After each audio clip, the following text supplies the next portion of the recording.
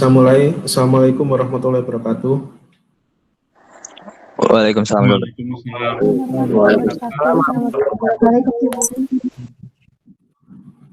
Alhamdulillah pada hari yang cerah ini kita masih diberi kesempatan untuk mengikuti kuliah online, yaitu mata kuliah teknologi bioenergi.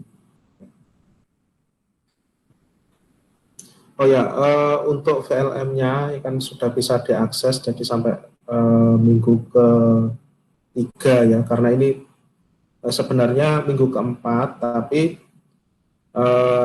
kita pertemuannya ini pertemuan ke-3 ya, jadi saya upload sampai minggu ke-3. Kemudian di bagian minggu ke-3 itu kan saya sertakan juga linknya. Jadi ada link, kebetulan minggu 2 hari yang lalu itu kan ada webinar dari SRE kan ya, kebetulan tentang biogas juga, dan sudah diupload oleh panitia di YouTube-nya, itu saya sertakan YouTube-nya. Ya, siapa tahu bisa untuk referensi juga ya, karena itu pematerinya para profesor ya, jadi lebih ahli dari saya, lebih pakar dari saya. Ya, baik saja, untuk menyingkat waktu ya, saya langsung masuk ke materi PPT-nya.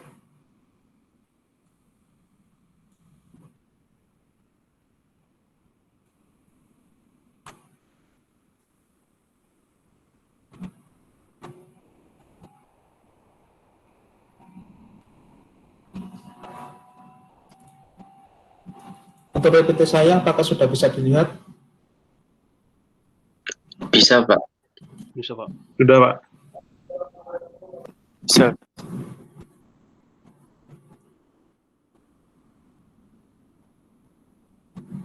Ya, kalau sudah bisa dilihat ya, langsung saja. Ya, minggu kemarin kita membahas tentang konversi biogas. Ya, jadi konversi biogas yang awalnya itu berasal dari kotoran hewan, kemudian ada kotoran buah-buahan, ya, dan kotoran-kotoran organik lainnya. Ya. Hari ini kita membahas studi kasus ya terkait dengan biogas.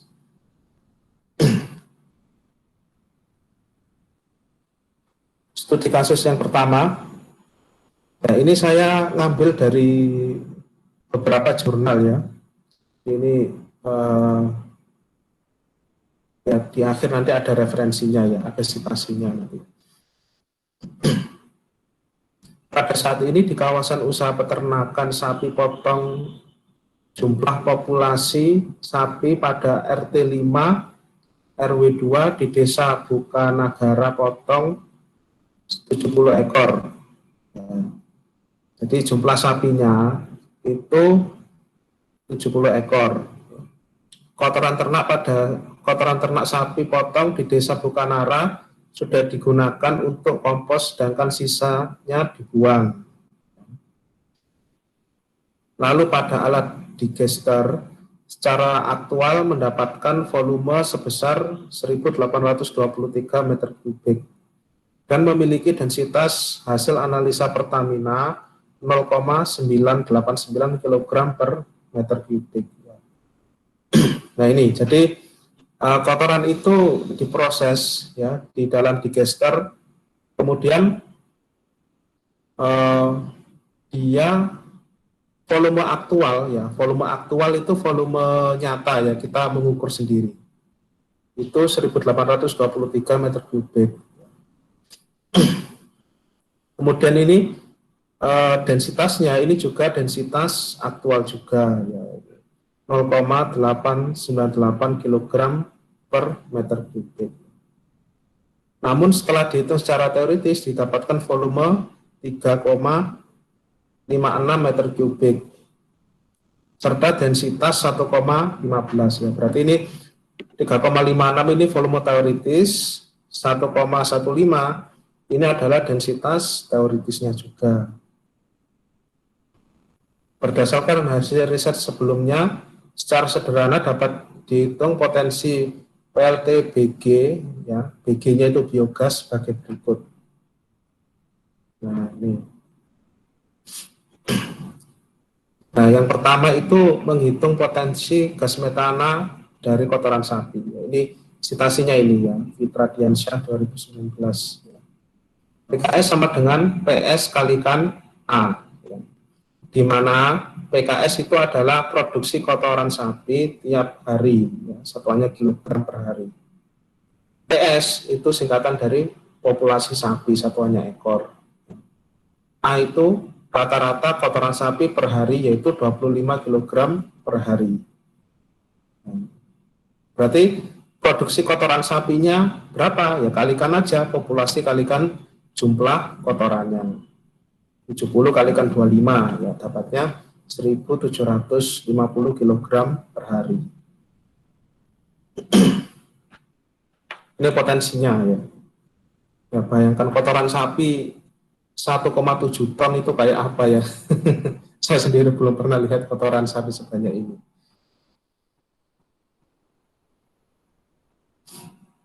Berdasarkan potensi kotoran sapi yang dihasilkan, potensi biogas dapat diperkirakan dengan mengetahui potensinya berdasarkan berat kandungannya, maka perlu dikali dengan persentase bahan keringnya, ya, ada disimpulkan dengan BK yaitu 20%.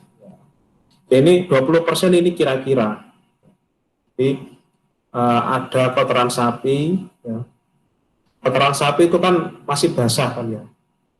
Ya, kalau bahasa Jawanya itu belenyak ya. Ya. 20% itu keringnya ya. Soal kotoran sapi itu dikeringkan ya. Sampai kering itu kira-kira beratnya kira-kira 20%. Maka ya PKS kalikan 20% ya. PKS itu yang tadi ya. Jadi kotoran sapi kalikan jumlah populasi sapi itu PKS. Kalikan 20%, kemudian potensi biogas per hari ya, BG ya singkatannya BG, potensi biogas per hari sama dengan PKS kalikan 20% kalikan BGK. BGK itu potensi biogas dari bahan organik, sehingga jadinya bagaimana? Ya, jadinya 1750 ya, kilogram per hari kalikan 20%. Ya. Yang 1750 ini kan masih kotoran yang basah. Ya. Maka untuk ketika menjadi biogas itu kan yang bereaksi adalah selulosa dari kotorannya. Ya. Ini sekitar 20%-an. Masih di sana. Karena biogas itu satuannya dalam volume, maka harus dibagi dengan massa jenisnya. Nah, ini massa jenis adalah massa jenis aktualnya. Sehingga jadinya 353,9 meter kubik per hari. Ya. Ini potensi biogasnya. Ya.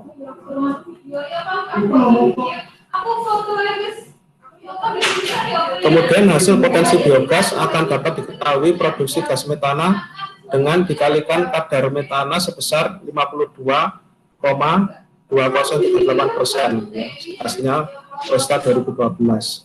Untuk kotoran sapi, ya, AM ya, potensi metana, BG ya, BG yang sebelumnya tadi biogas, ya, kalikan persentase kadar metana. Maka sebesar ya, potensi metananya 353,9 meter kubik yang tadi dapat volumenya ya. Ini potensinya ya. Kalikan 52%. Ini mengapa kok nilainya 52% ya. Ya, seperti yang kita ketahui dalam hukum 2 termodinamika, itu kan konversi tidak mungkin 100%. Berarti 52%-an ini dia menjadi biogas. Ya. Sisanya ya jadi CO2, ya ada CO2. Kemudian karena ini reaksi pembentukan biogas adalah reaksi yang cenderung eksotermis, maka dia sebagian menjadi panas juga. Ya, ini dapat 184,745 meter kubik per hari. Ya nanti di kuis saya ini ya, soalnya itu ada satu kasus menghitung potensi biogas ya seperti ini. Ini kan nggak sulit kan ya, ini cuma kali-kali yang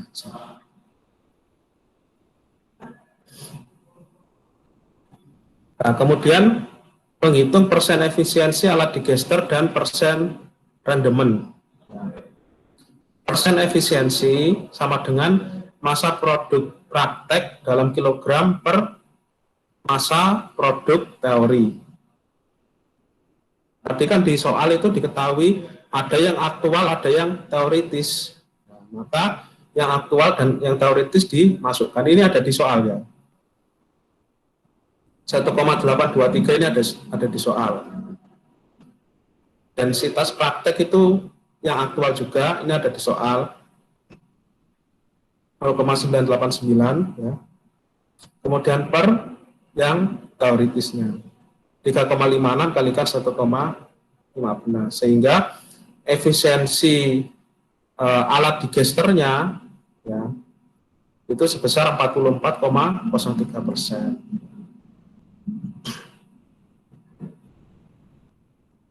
Kemudian rendemennya, rendemen dalam hal ini itu adalah biogasnya. Ya. Maka massa produk kalikan rho biogas ya, per jumlah bahan baku. Ya. Sama dengan ya ini 1,823 kalikan massa. Oh ini ada yang typo ya, ya sorry ya. Ini massa kali rho kan, nggak mungkin kan ya. Ini volume ya, ya sorry ya. Ya saya betulkan aja, biar nggak bingung. Ya. Dan nanti di VLM saya upload lagi. Ini volume produk kalikan rho ya. Volume kalikan rho kan berarti massa ya, berarti massa biogas per massa biobaku, massa bahan baku ya. Nah, sehingga jadinya 0,1% ya. Misalnya kalau di ATK ya, itu keinget yang istilahnya itu yield ya. Jadi yield produk. Menghitung rendemen biogas di sini itu kalau bahasanya ATK ya sama aja dengan menghitung yield produk biogas 0,1%.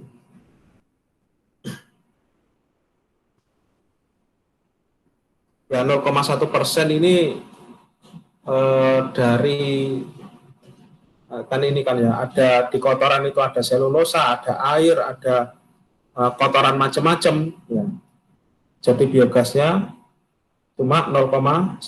Tapi ini sudah lumayan ya, 0,1%.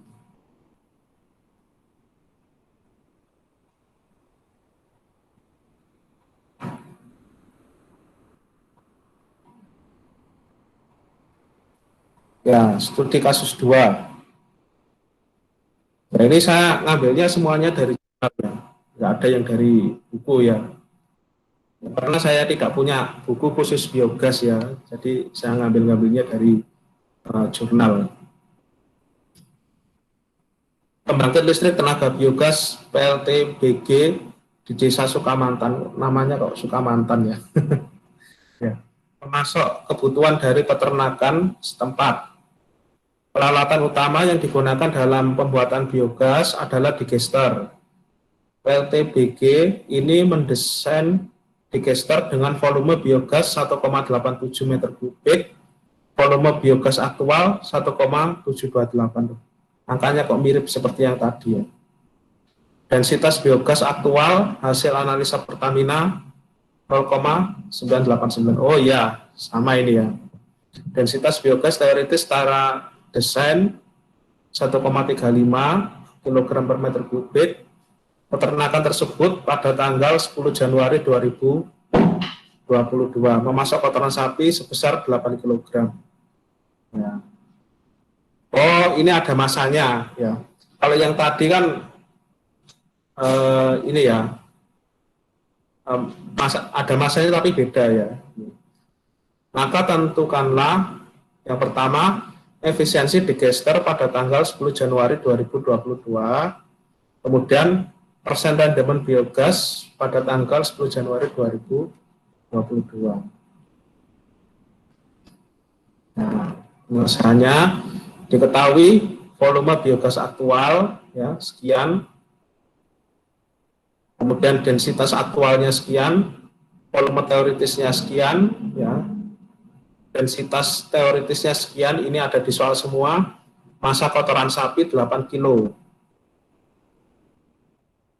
Ditanya efisiensi digester dan persen rendemennya atau yield dari biogasnya.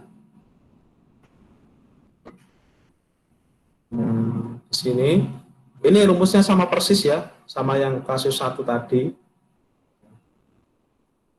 Ya, angkanya sama persis. Ya. Tuh, ini saya ngetiknya superscript semua ya. Oke, ini. Nah, saya betulkan. Nah, ini karena belum.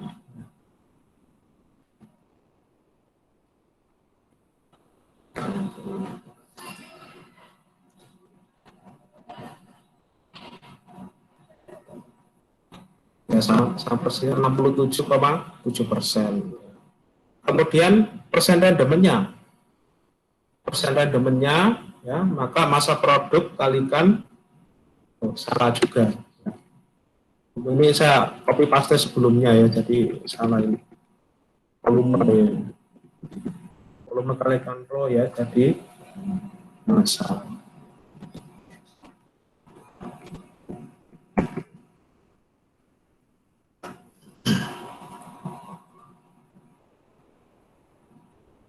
Nah, maka rendemennya dapat 21,36%. Besar sekali ya. Kalau rendemen biogas sebesar ini ya, pasti ini ya, orang berbondong-bondong membangun pembangkit listrik tenaga biogas ya, 21%.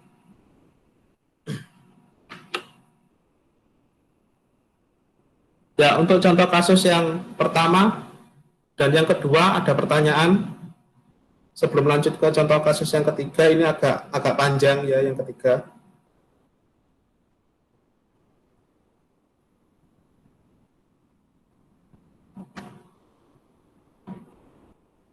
Belum ada, Pak. Ya, belum ada. Ya, kita lanjut ya. Studi kasus yang ketiga. Ini berhubungan dengan harga ya, harga listrik. Ini makanya agak panjang ini kasusnya. Ya, ini saya ambil dari jurnal ini ya. Nanti jurnalnya ini bisa di-download ya. Ini bukan jurnal yang akses terbatas, bukan, ini untuk yang open access ya. Jadi bisa di-download. Sebenarnya di sini ada gambarnya juga ya. Gambar ini gambar sederhana ya, gambar skematik dari digesternya.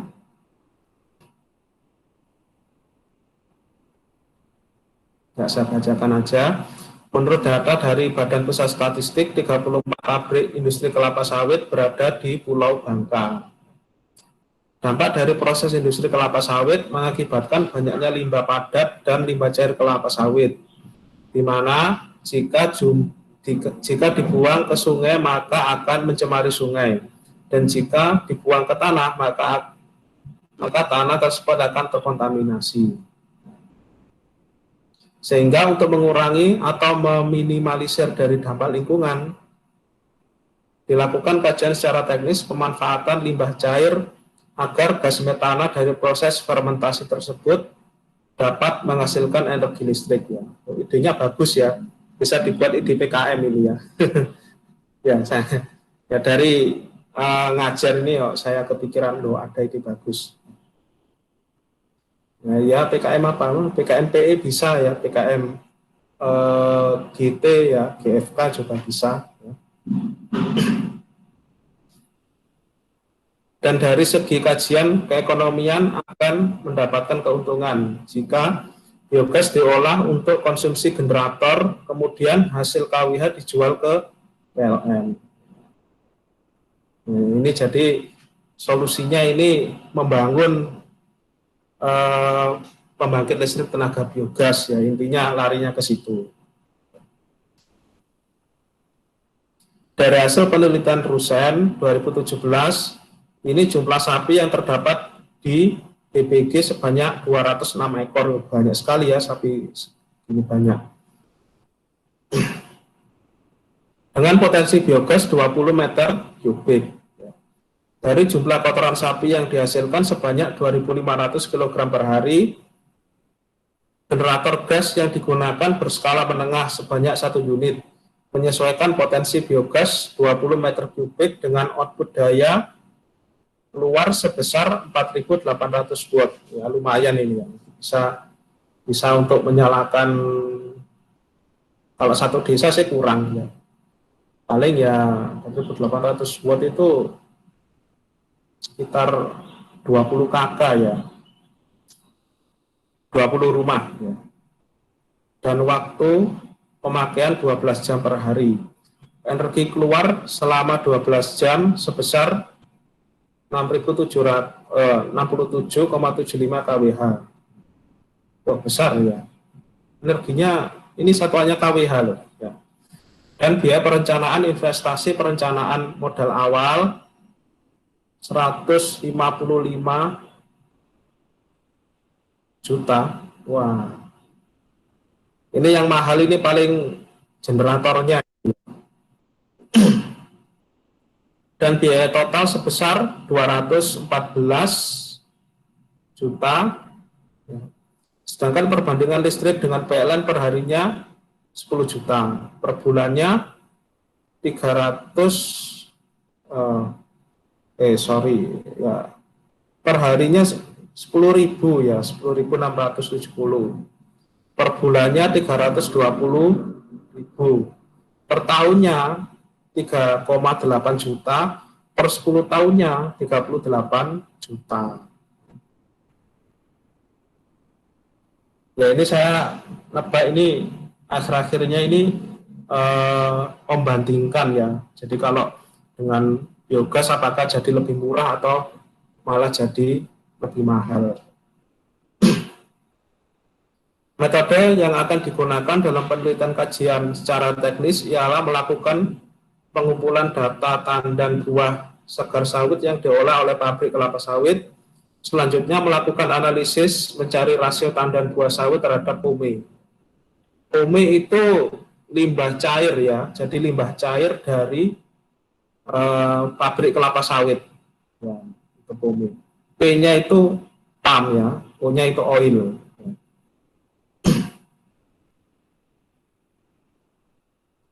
Setelah itu analisis per kilogram COD secara teoritis ya. Ini analisisnya menggunakan pendekatan COD ya, chemical oxygen demand. Melakukan pengukuran COD pada laboratorium pabrik untuk mencari COD removal. Analisis data C4, ya. Data hasil perhitungan atau pengukuran COD ditampilkan sebagai berikut. Ya.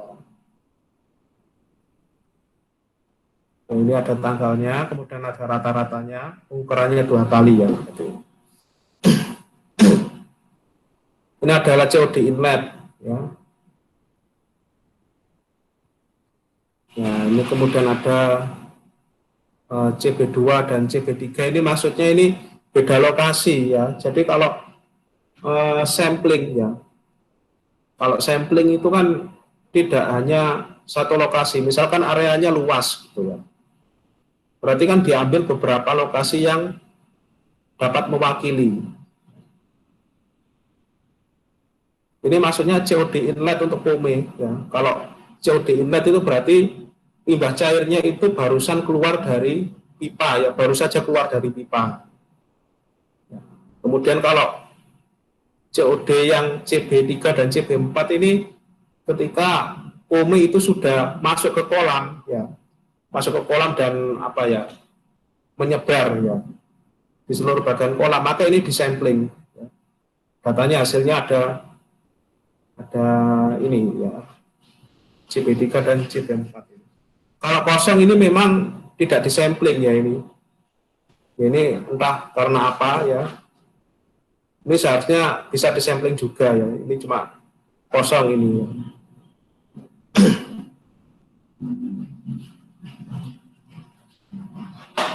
Berdasarkan hasil atau data pengukuran pada tabel 1 dapat dihitung efisiensi COD removal yaitu ya, COD removal ya, maka COD in min COD CB4 per COD in kali 100%. Sehingga jadi 83%. COD removal itu COD yang apa ya, yang terpakai ya. Jadi oksigen yang terpakai. Ini sebanyak 83%. Makanya removal ya, hilang ya. Hilangnya karena terpakai. Kemudian kandungan energi gas metana serta perhitungan energi gas metana dapat ditampilkan sebagai berikut ya.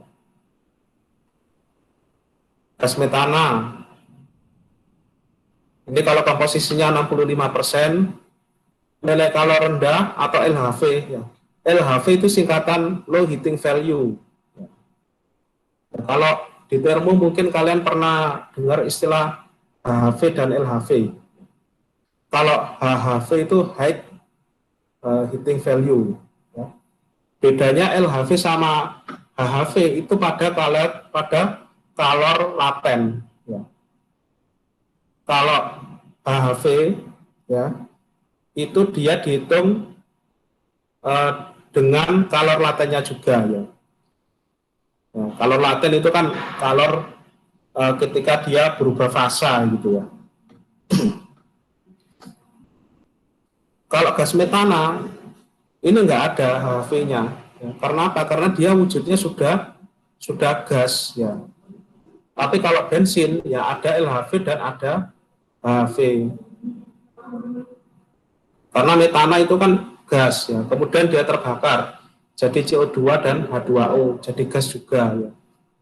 Antara produk dan reaktan sama-sama gas, maka hanya ada LHV, low heating value. Nggak ada kalor latennya, ini nggak ada karena sudah fasanya sudah gas ya. Sebesar ini ya. Densitas CH4 0,7, nilai energi CH4 35,9 megajoule per meter kubik. Berdasarkan tabel 2, kandungan energi yang terdapat pada gas metana rata-rata 65%. Data yang terdapat pada data penelitian rata-rata gas metana yang dihasilkan 52%. Dan nilai energinya adalah, ya gampangannya gini, kalau 65% energinya 35,9, kalau 52% energinya berapa nilai kalor LHV-nya, kan gitu. Ini dimisalkan X, ya, maka X sama dengan 28,72 megajoule per meter kubik. Ya, lebih kecil ya. Ya, karena apa? Karena kemurnian metananya lebih kecil, 52%. Nah, ini kalau perhitungan biogas bangka menggunakan generator Trakindo CAT tipe CG170/20 berkapasitas 2 MW. Ini tipenya maknanya apa saya kurang paham ya ini. Apanya yang paham ini orang mesin ini ya. Efisiensi kelistrikan dan spesifikasi sebesar ya, efisiensi generatornya 43,7%. Ya, kita hitung. Ini urut ya menghitungnya.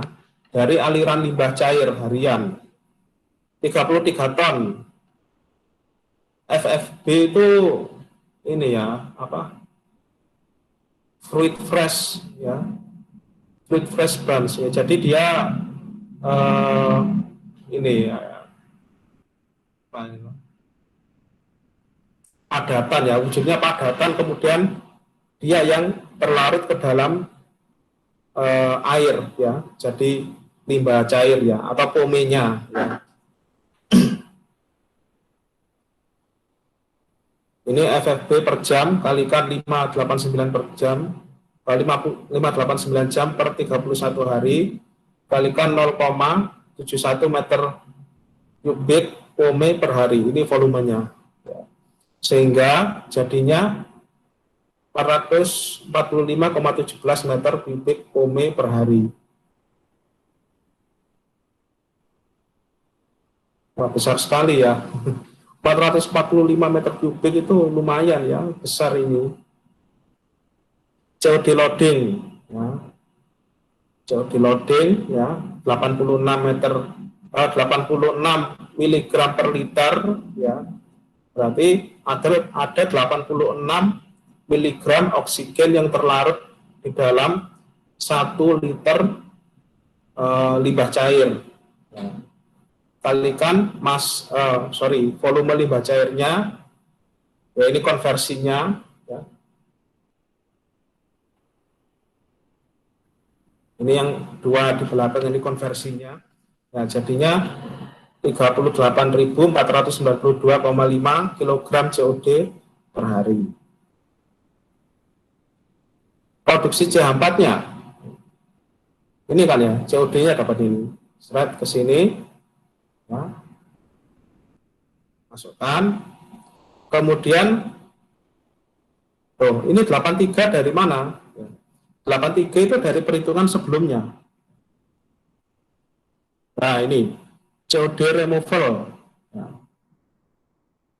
Kalikan COD removal ya, kalikan 0,35 ya. Ini jadi 11.182,07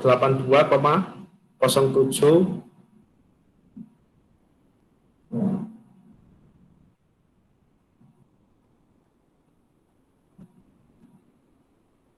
Nah, ini ya Nm kubik CH4 per jam.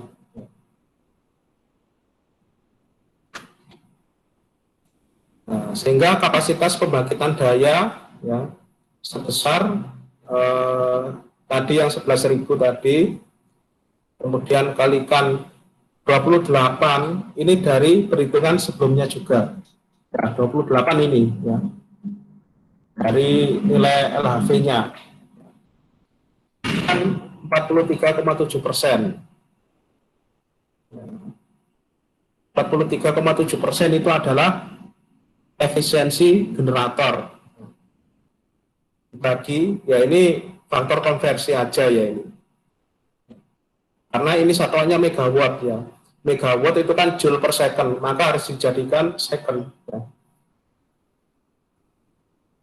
Jadi 1,62 megawatt. Ini dayanya.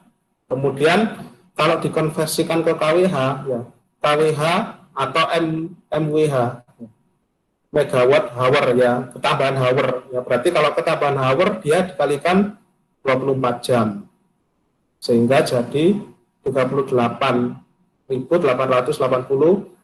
kilowatt hour.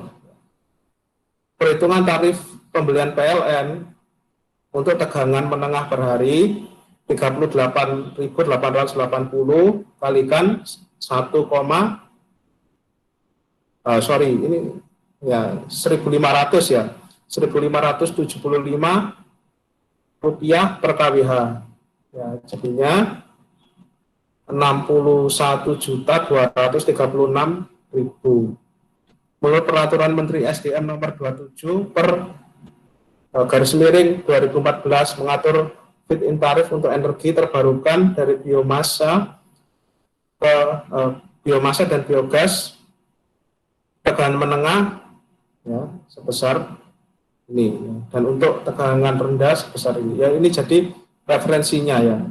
Kalau tegangan menengah KWH-nya sekian. Nah, ini apa artinya ya? Ya, ini untungnya ya.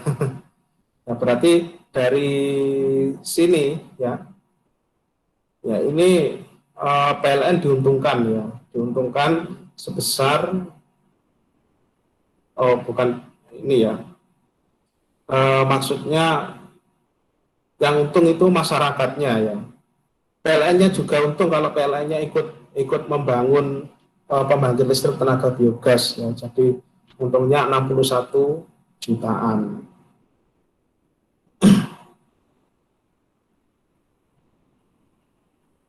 Ya, sampai sini ada yang ditanyakan? Habis ya.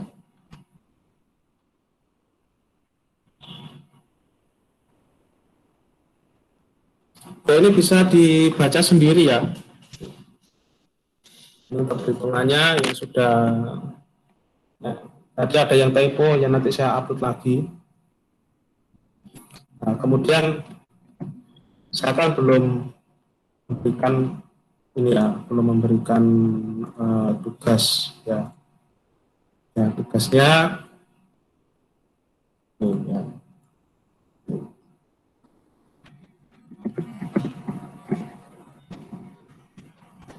Buat troubleshooting ya. Ada bahasanya ya, buat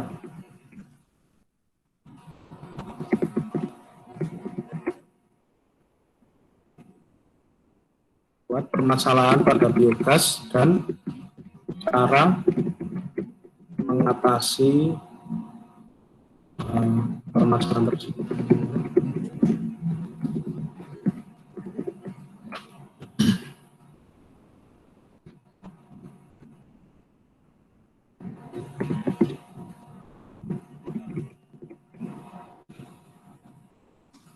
Gini satu aja.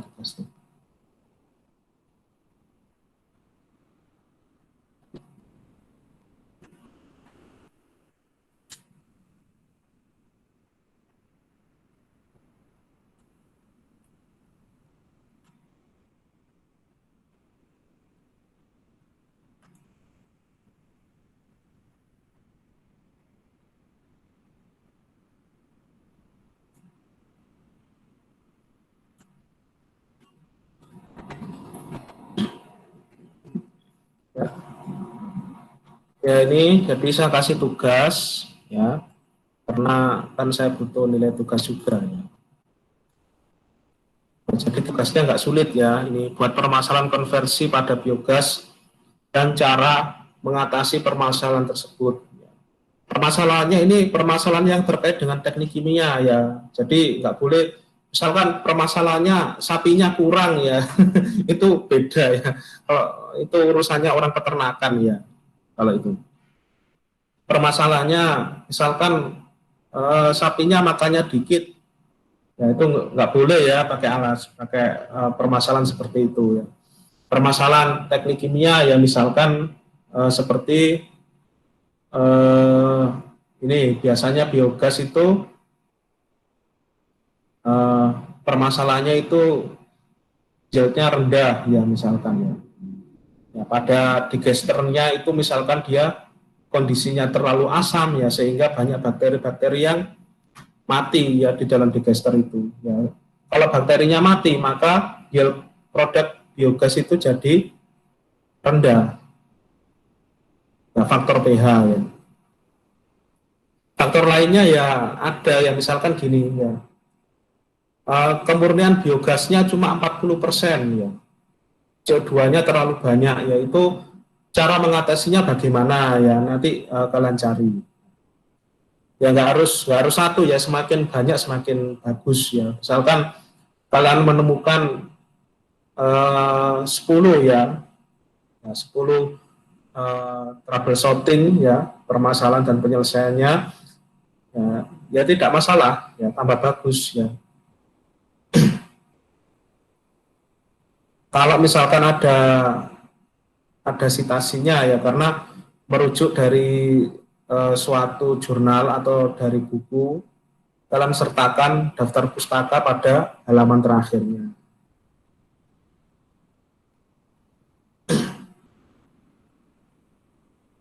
Ya banyak ya permasalahan biogas itu.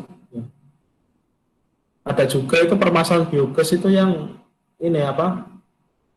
Kotorannya itu, jadi ada suatu kondisi itu kotoran sapinya itu baunya itu tidak enak sekali ya. Jadi yang nggak umum, baunya itu nggak umumnya gitu loh. Ya ternyata setelah dideteksi terlalu banyak kandungan H2S ya. Jadi terlalu banyak kandungan gas sulfur ya. Nah, kalau banyak kandungan gas sulfur ini berbahaya karena gas sulfur itu merupakan asam lemah apabila dia disimpan di tabung ya, atau di suatu storage, maka bisa menyebabkan terjadinya korosi. Ya bagaimana ini cara mengatasi agar H2S-nya ini minimal dan sebagainya ya, banyak ya permasalahan-permasalahan biogas itu. Ya kalau kemarin waktu waktu webinar itu juga sempat disinggung ya. Ya linknya sudah saya sertakan di VLN juga ya. Itu terkait dengan tekanan pada biogas ya, itu nah, dan tekanan dan ini ya, storage-nya itu kalau nyimpan tidak boleh pada suhu yang terlalu tinggi ya. Itu bagaimana cara mengatasinya? Ya, banyak itu, silakan kalian cari ya. Kemudian tugasnya itu nanti dikumpulkan minggu depan ya. Jadi pas ini waktu waktu kuliah ya. Kuliahnya jam 1 ya, berarti pengumpulan terakhirnya jam 1 ya. Di VLM ya. Nanti saya buatkan link khusus untuk tugas ini. Tugasnya diketik ya di Word.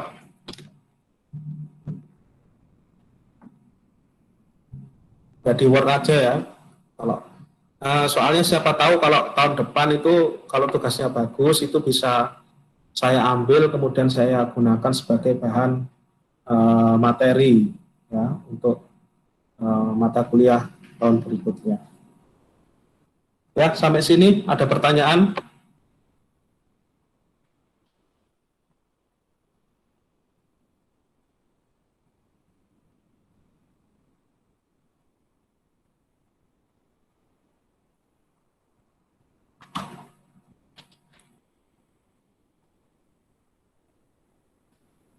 Sepertinya cukup, Pak. Yang lain bagaimana?